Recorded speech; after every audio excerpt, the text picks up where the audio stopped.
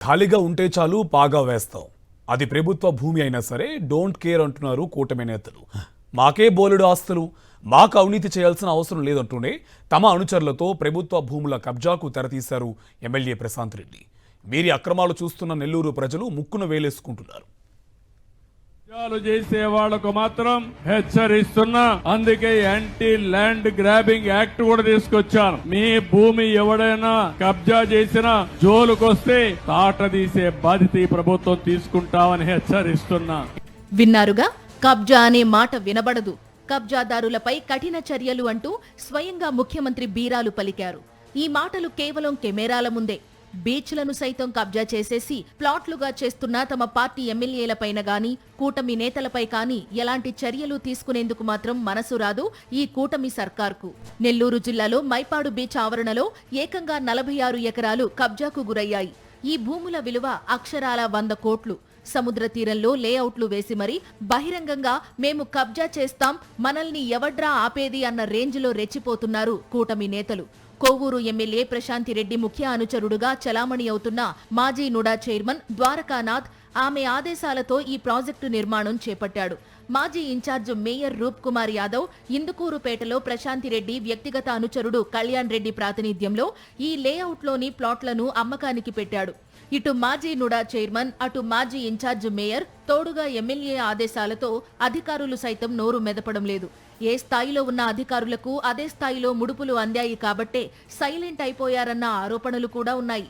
ఈ 100 ఎకరాల అక్రమ లేఅవుట్కి సంబంధించి కేవలం 54 ఎకరాలకి సంబంధించినటువంటి భూమి మాత్రమే పూర్తి స్థాయిలో వారికి సొంతమైనటువంటి భూమి. మిగిలినటువంటి ఎకరాలు ఏదైతే 54 ఎకరాలు పోను 46 ఎకరాల భూమి మొత్తం కూడా ప్రభుత్వ భూమి, డీకేటు భూమి, కాలువ పరుంబోకి భూమి, ఉప్పు కాలువ భూమితో పాటు మిగిలినటువంటి కొన్ని భూములు అన్నింటినీ కూడా కబ్జా చేసి మరీ యథేచ్ఛగా దాదాపు 100 ఎకరాల్లో ఈ అక్రమైనటువంటి లేఅవుట్ నిర్మాణం కొనసాగిస్తున్నారు. అంటే ఏమాత్రం భయం భక్తి లేకుండా ప్రభుత్వం అండుదండలతో ఎమ్మెల్యే యొక్క అనుచరులు, మాజీ నెల్లూరు జిల్లాకు సంబంధించినటువంటి నుడా చైర్మన్ ద్వారకానాథ్ ఆధ్వర్యంలో ఆయన అనుచర వర్గం ఎమ్మెల్యే వేమిరెడ్డి ప్రశాంత్ రెడ్డి యొక్క ఆదేశాలతో ఈ యొక్క అక్రమ లేఅవుట్కి పునాదులు ఎంచక్క జరిగిపోతున్నటువంటి పరిస్థితి.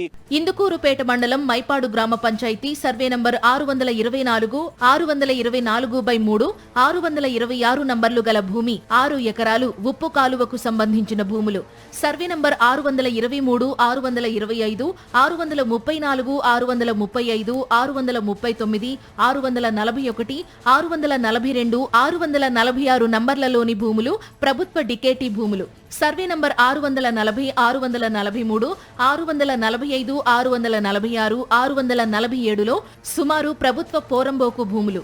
ఈ భూములన్నీ కబ్జా చేయడమే కాకుండా చివరికి బంకింగ్హామ్ కెనాల్ స్థలాన్ని సైతం వదిలిపెట్టలేదు. కెనాల్ కట్టలను చదును చేసి లేఅవుట్కు వెళ్లడానికి రోడ్డు నిర్మించుకున్నారు.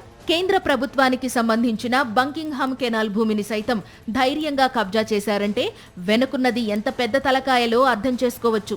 ముందు మీరు ఉండండి, వెనుకుండి మొత్తం మేము నడిపిస్తామని హామీ ఇవ్వకుండా ఇంత పెద్ద స్థాయిలో కబ్జా చేసే ధైర్యం ఎవరైనా చేయగలరా అని నెల్లూరు ప్రజలు ప్రశ్నిస్తున్నారు.